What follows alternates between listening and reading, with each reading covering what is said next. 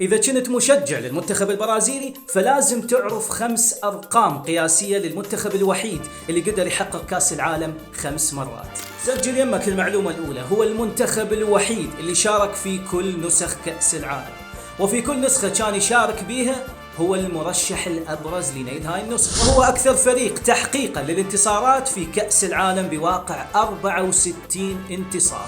اللاعب الوحيد اللي قدر يحقق كأس العالم 3 مرات هو البرازيلي بيليه، اللي حققها بسنة 58 وال62 و70. وأصغر لاعب في التاريخ محقق كأس العالم هو برازيلي أيضا، هو نفسه بيليه، اللي حققه وكان عمره 17 سنة و249 يوم. والمعلومة الأخيرة أنه أصغر لاعب سجل في نهائي كأس العالم هو برازيلي أيضا، هو همنا بيليه، اللي سجل الهدف في نهائي 58 بالسويد.